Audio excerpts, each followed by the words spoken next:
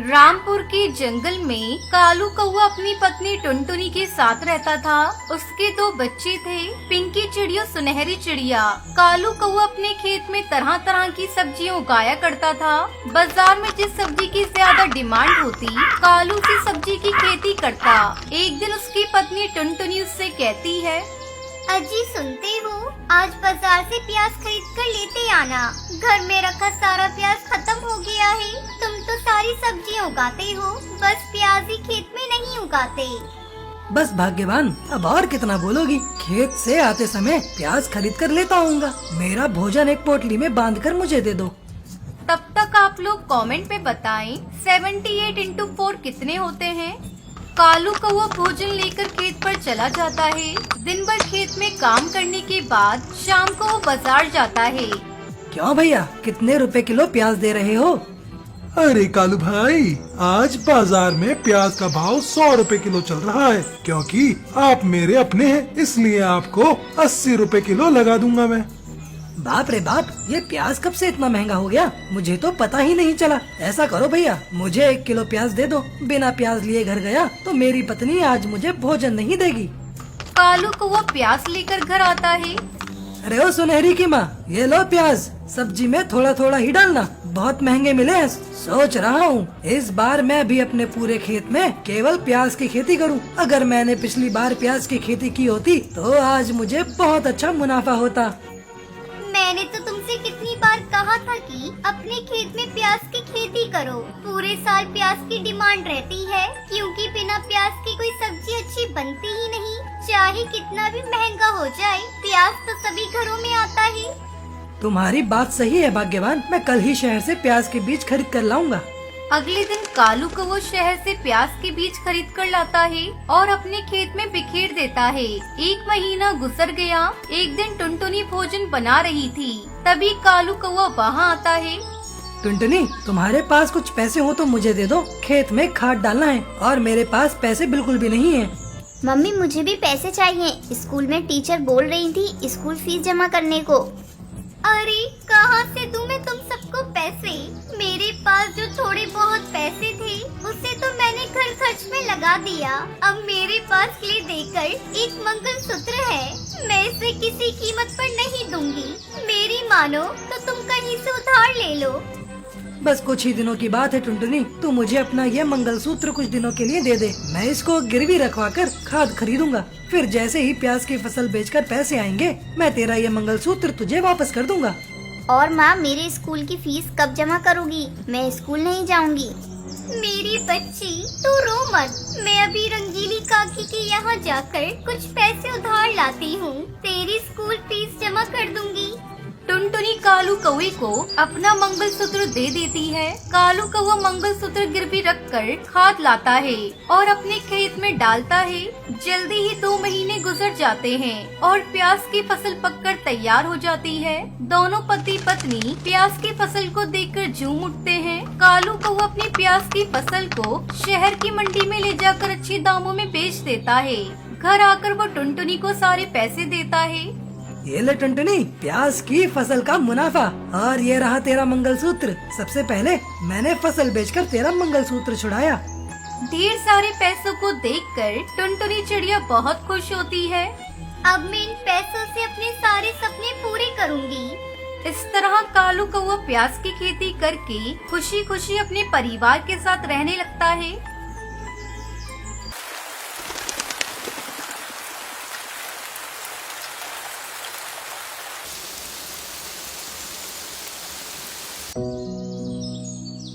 कुल्लू मनाली के जंगलों में टुनटुनी चिड़िया अपने पति कालू कौवे के साथ रहती थी।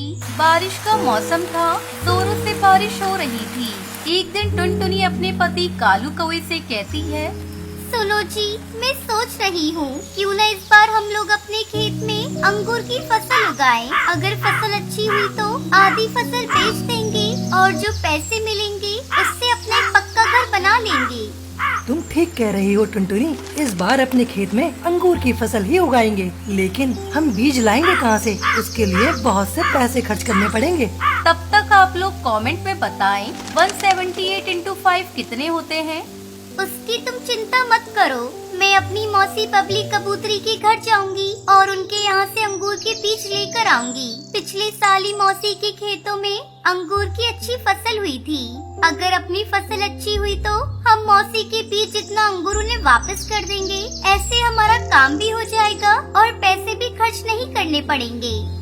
अगले दिन दोनों पति पत्नी बीज लेने के लिए बबली मौसी के घर जाते हैं। क्यों टुनटुनी, आज मौसी की याद कैसे आ गई? वैसे तो मुझे कभी तुम याद नहीं करती। जरूर मुझसे कोई काम होगा तभी तुम मेरे पास आई हो। अब बताओ मुझसे क्या काम है? क्या बताऊं मौसी, घर के काम काज और खेत से कभी फुर्सत ही नहीं मिलती। हमारा खेत खाली पड़ा है। अभी तक हमने किसी फसल की अपने खेत में बुवाई नहीं की है। बारिश हो रही थी, सोचा इस बार अपने खेत में अंगूर की खेती करूं, पर बीज खरीदने के लिए हमारे पास पैसे नहीं है। अगर आप हमें अंगूर के बीज दे देती तो आपकी हम पर बहुत बड़ी कृपा होती। जैसे ही हमारी अंगूर की फसल पक जाएगी हम आपको बीज वापस कर देंगे। तो ठीक है, ले लो बीज मुझसे, पर तुम समय से मेरे बीज के बराबर अंगूर वापस कर देना। बबली कबूतरी टुनटुनी चिड़िया को अंगूर के बीज दे देती है। टुनटुनी चिड़िया कालू कौवा बीज लेकर घर वापस आते हैं और दोनों मिलकर अपने खेत में अंगूर के बीज को बिखेर देते हैं। इस तरह कई दिन बीत जाते हैं। एक दिन कई दिन हो गए हैं खेत में बीज डाले, चलो चलकर एक बार खेत देख लेते हैं। खेत पर जाकर कालू देखता है, अरे ये क्या, ये फसल तो सूख रही है, इन्हें पानी देना होगा, नहीं तो ये पूरी तरह से सूख जाएंगे। दोनों मिलकर पास वाली नदी से पानी लाते हैं और अपने खेत में डालते हैं। इस तरह कुछ दिन और बीत जाते हैं। खेत में उनकी अंगूर की बेल लहराने लगती है। जब उनकी अंगूर की फसल पक जाती है तब वो अपने अंगूर को तोड़कर बाजार में बेचने की तैयारी करने लगते हैं। तभी जंगल का मुखिया वहाँ आ जाता है। अरे तू अपनी अंगूर की फसल मुझे बेच दे। कहाँ तू इसे लेकर मंडी में बेचने जाएगा? नहीं मुखिया जी, मैं अभी अपने अंगूर को नहीं बेचूंगी। जब बाजार में दाम बढ़ेगा तो हम इसे बेचेंगे। टुनटुनी की बात सुनकर मुखिया गुस्सा हो जाता है और वहाँ से चला जाता है। अगले दिन टुनटुनी चिड़िया अंगूर के बीज के बराबर अंगूर अपनी मौसी को वापस कर देती है। कुछ दिनों बाद बाजार में अंगूर के भाव बहुत बढ़ जाते हैं। तब टुनटुनी अपने सारे अंगूर की फसल को बाजार में बेच देती है और फसल बेचकर जो पैसे मिलते हैं उससे टुनटुनी और कालू अपने लिए पक्का घर बनवाते हैं और फिर दोनों खुशी खुशी रहने लगते हैं। एक जंगल में बहुत सारे पक्षी रहा करती थी। उसी जंगल में टुनटुनी नाम की चिड़िया रहती थी। टुनटुनी चिड़िया दिखने में बहुत ही सुंदर और बहुत ही ज्यादा होशियार थी। वो हमेशा दूसरों की मदद किया करती थी और जंगल में कोई भी समस्या होती थी तो उसको भी वो ही सुलझाया करती थी। और इस समय जंगल में पेट्रोल की बहुत ज्यादा कमी थी, जिस वजह से पेट्रोल बहुत ज्यादा महंगा हो गया था और जंगल के सभी पंछी इस बात से बहुत ज्यादा परेशान थे। एक दिन की बात है, टुनटुनी चिड़िया एक पेड़ पर बैठी होती है। तभी वहाँ से एक बंटी कबूतर उसके पास जाकर उससे कहता है, अरे टुनटुनी चिड़िया, तुम यहाँ पर आराम से बैठी हुई हो और पूरे जंगल में हाहाकार मचा हुआ है। क्यों, ऐसा क्या हो गया कि पूरे जंगल में हाहाकार मच गया है? मुझे तो इस बारे में कुछ भी नहीं पता। तुम्हें कैसे पता होगा? तुम ना तो मोटरसाइकिल चलाती हो ना ही कार, तुम तो बस अपने घर पर पड़ी रहती हो। इस वजह से तुम्हें कुछ भी नहीं पता है। तो तुम ही बता दो कि आखिर क्या हो गया है जिस वजह से तुम भी इतनी ज्यादा परेशान लग रही हो।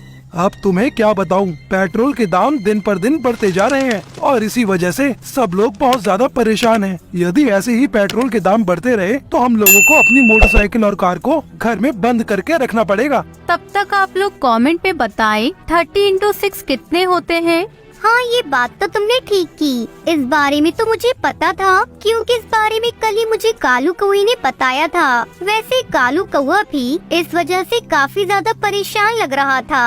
उसे परेशान होने की क्या जरूरत है? उसके पास तो सिर्फ बेकार सी मोटरसाइकिल है और वो भी ज्यादा नहीं चलाता है। तो क्या हुआ, चलाता तो है ही ना। चलो तुम चिंता मत करो, शायद पेट्रोल की कमी की वजह से ये सब हो रहा है। हाँ, लगता तो मुझे भी यही है, सब पेट्रोल की कमी की वजह से हो रहा है। अब तो जल्दी से पेट्रोल आ जाए तो हम सब पक्षी को महंगाई से थोड़ी राहत मिल जाएगी। इसके बाद बंटी कबूतर वहाँ से चला जाता है और टुनटुनी चिड़िया भी अपने घर पर आ जाती है। वहीं दूसरी तरफ कालू कौआ अपने घर पर बैठकर कुछ काम कर रहा होता है। तभी अचानक उसके घर में आग लग जाती है, जिस वजह से उसका घर पूरा जलकर राख हो जाता है और इससे कालू कौआ काफी ज्यादा दुखी हो जाता है और फिर वो एक बड़े से टैंक को अपने घर से दूर करने लगता है। तभी वहाँ पर बंटी कबूतर आता है और कालू कौवे को ये सब करते हुए देखकर कहता है, अरे कालू कौवा, तुम ये सब क्या कर रहे हो? ये इतना बड़ा टैंकर लेकर तुम कहाँ जा रहे हो और इसमें क्या है? अरे इसमें कुछ नहीं है, बस इसमें पानी है। वो मेरा घर जल गया था तो इसी वजह से मैं अपने घर को बुझाने के लिए पानी टैंक लाया था। अच्छा, तो चलो मैं तुम्हारी मदद कर देता हूँ। और ये कहकर बंटी कबूतर उस टैंक को घर से दूर करने में कालू कौवे की मदद कर देता है और इसके बाद बंटी कबूतर वहाँ से चला जाता है। धीरे धीरे समय बीतता है। एक दिन की बात है कि जंगल में शोर मच जाता है कि पेट्रोल चोरी हो रहा है।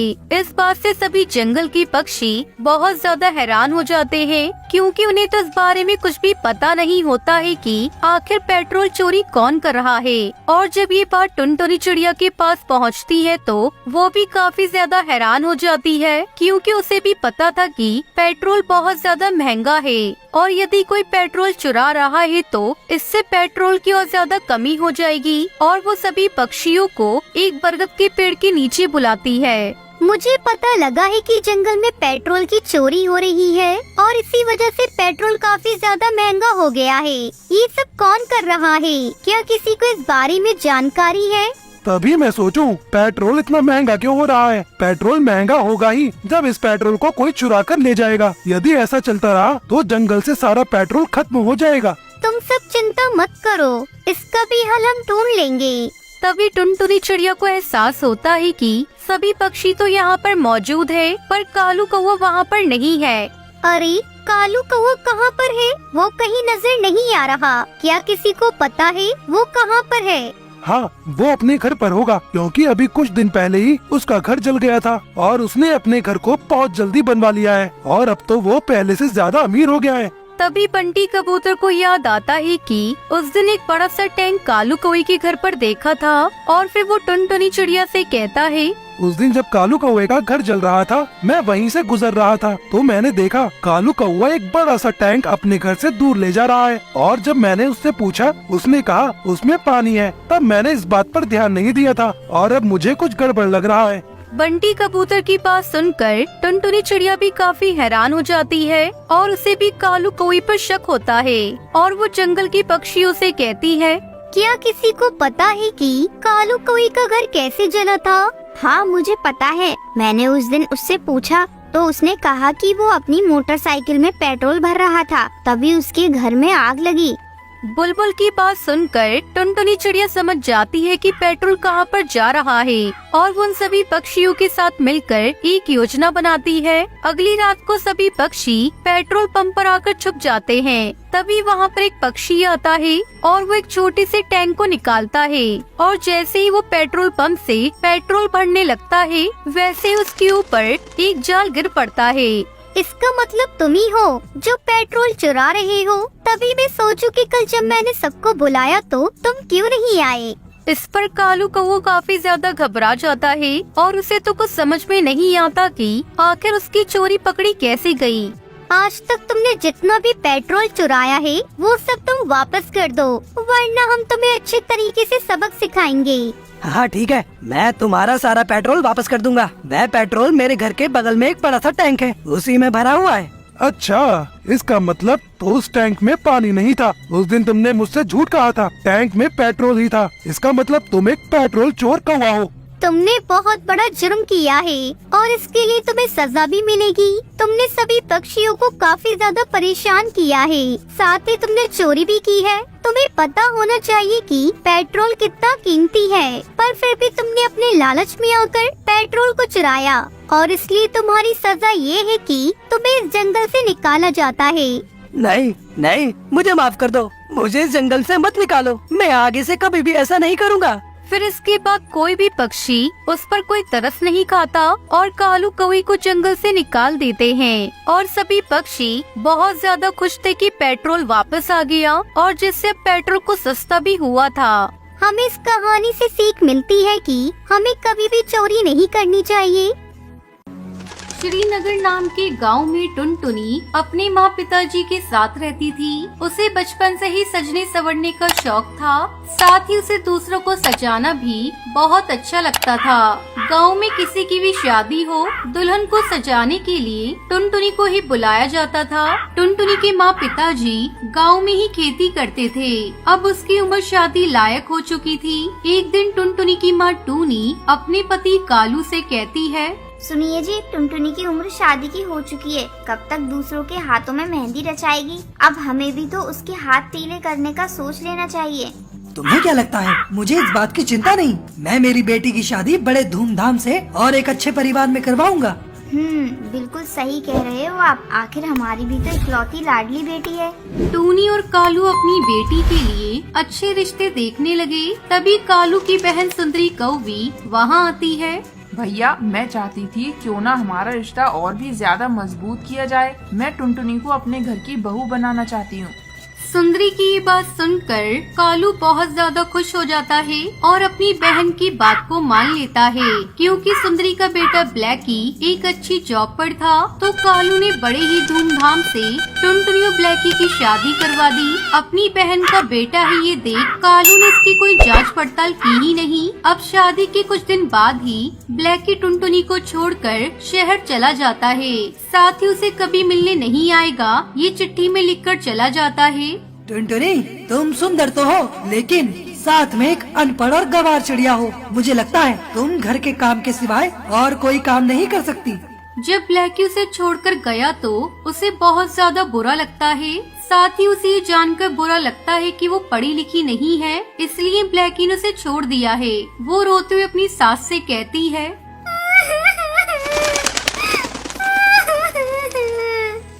ये आपने क्या कर दिया माँ जी? आपको पता था कि ब्लैकी को पढ़ी लिखी चिड़िया चाहिए, फिर भी आपने शादी करवाई क्यों? आखिर मेरी इसमें गलती ही क्या थी? आपने मुझे और अपने भाई को धोखा दिया है, धोखा। उन्हें जब ये बात पता चलेगी तो उनका क्या होगा? ये सोच सोच कर तो मेरी जान जा रही है। नहीं बेटी, मुझे ये बात बिल्कुल भी पता नहीं थी। मैंने जब ब्लैकी से पूछा तो उसने तुम्हारा नाम सुनते ही हाँ कर दी थी। मैं अपने बेटे के साथ साथ अपनी भतीजी की जिंदगी खुशियों से भर देना चाहती थी। तुम दोनों को खुश देखना चाहती थी। तुम जो समझ रही हो वो बिल्कुल गलत है। टुनटुनी अपनी सास के गले लगकर जोर जोर से रोने लगती है। उसे कुछ भी समझ में नहीं आ रहा था कि अब क्या किया जाए। अब टुनटुनी अपने बीमार पिताजी से मिलने के लिए उनके घर आती है और कुछ दिन उनके साथ ही रहने का फैसला करती है। लेकिन बीमारी में ही उसके पिताजी का देहांत हो जाता है। अब टुनटुनी पर उसकी सास और माँ की जिम्मेदारी आ चुकी थी, तो वो तीनों एक साथ ही रहने लगी। अब कुछ दिन ऐसे ही गुजर जाते हैं। टुनटुनी के पिताजी ने उसकी शादी के लिए कुछ कर्जा ले रखा था, जिसे चुकाने के लिए उन्हें अपना खेत भी बेचना पड़ा। उन तीनों के सामने अब 2 वक्त की रोटी का भी सवाल था। उसी में एक दिन गांव के सरपंच तोताराम की बेटी की शादी थी, तो वो अपने पिताजी से कहती है, पिताजी, मुझे मेहंदी सिर्फ और सिर्फ टुनटुनी दीदी से ही लगवानी है। अरे बेटा, हमने तुम्हारे लिए शहर से एक पार्लर वाली बुलाई है, तुम उसी से मेहंदी लगवा लेना। नहीं पिताजी, मुझे सिर्फ टुनटुनी दीदी के हाथ से ही मेहंदी लगवानी है। अब सरपंच जी टुनटुनी के पास आकर उससे कहते हैं, टुनटुनी बेटा, मेरी बेटी की परसों शादी है, तो क्या तुम उसके हाथों में मेहंदी लगाओगी?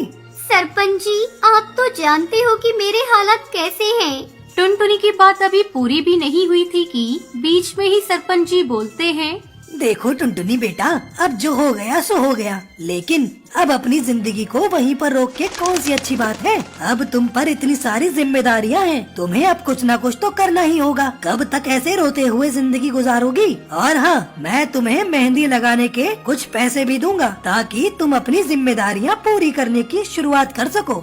सरपंच जी की बातें सुनकर टुनटुनी को एक सहारा मिलता है, एक जीने की उम्मीद मिलती है। और अब वो मन ही मन कहती है, नहीं, अब बस बहुत हो चुका।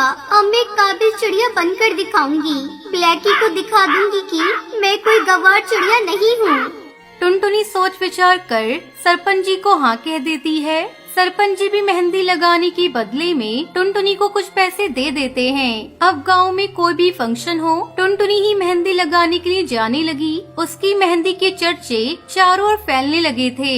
मेहंदी लगाने के साथ साथ ही वो अपने घर पर ही मेहंदी के कौन बनाकर बेचने लगी। उसकी मेहंदी का अच्छा रंग चढ़ता है। ये बात सुनकर आसपास के गांव के पक्षी भी उसके पास आने लगे और मेहंदी के कौन खरीदने लगे। अब उसने अपने पास अच्छे खासे पैसे जमा कर लिए थे, जिन पैसों से उसने अपने लिए नया घर बनवा लिया था। एक दिन ब्लैकी अपनी माँ से मिलने के लिए अपने गांव जाता है तो उसे पता चलता है कि उसकी माँ टुनटुनी के साथ ही उसके गांव में रहती है। तो वो अपनी माँ से मिलने के लिए टुनटुनी के घर पहुँच जाता है। अब वो टुनटुनी की तरक्की देखकर बहुत ज्यादा चौंक जाता है और उसे अपनी गलती का एहसास हो जाता है और वो अपनी माँ, पत्नी और अपनी सास से हाथ जोड़कर माफी मांगता है। उन तीनों की जिम्मेदारियाँ अपने ऊपर ले लेता है।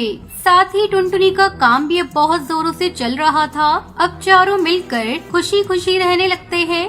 इस कहानी सीख मिलती है कि काम कोई भी हो, अगर मन लगाकर और पूरे विश्वास के साथ करो तो तरक्की मिल ही जाती।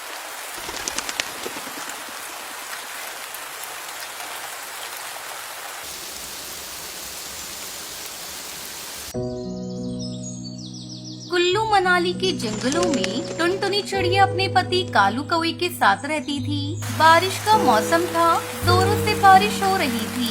एक दिन टुनटुनी अपने पति कालू कौवे से कहती है, सुनो जी, मैं सोच रही हूँ क्यों न इस बार हम लोग अपने खेत में अंगूर की फसल उगाएं। अगर फसल अच्छी हुई तो आधी फसल बेच देंगे और जो पैसे मिलेंगे उससे अपना एक पक्का घर बना लेंगे। तुम ठीक कह रही हो टुनटुनी, इस बार अपने खेत में अंगूर की फसल ही उगाएंगे, लेकिन हम बीज लाएंगे कहाँ से? उसके लिए बहुत से पैसे खर्च करने पड़ेंगे। तब तक आप लोग कमेंट में बताएं 178 into 5 कितने होते हैं। उसकी तुम चिंता मत करो, मैं अपनी मौसी बबली कबूतरी के घर जाऊंगी और उनके यहाँ से अंगूर के बीज लेकर आऊंगी। पिछले साल ही मौसी के खेतों में अंगूर की अच्छी फसल हुई थी। अगर अपनी फसल अच्छी हुई तो हम मौसी के बीज जितना अंगूर उन्हें वापस कर देंगे। ऐसे हमारा काम भी हो जाएगा और पैसे भी खर्च नहीं करने पड़ेंगे। अगले दिन दोनों पति पत्नी बीज लेने के लिए बबली मौसी के घर जाते हैं। क्यों टुनटुनी, आज मौसी की याद कैसे आ गई? वैसे तो मुझे कभी तुम याद नहीं करती। जरूर मुझसे कोई काम होगा तभी तुम मेरे पास आई हो। अब बताओ मुझसे क्या काम है? क्या बताऊँ मौसी, घर के काम का जो खेत से कभी फुर्सत ही नहीं मिलती। हमारा खेत खाली पड़ा है, अभी तक हमने किसी फसल की अपने खेत में बुवाई नहीं की है। बारिश हो रही थी, सोचा इस बार अपने खेत में अंगूर की खेती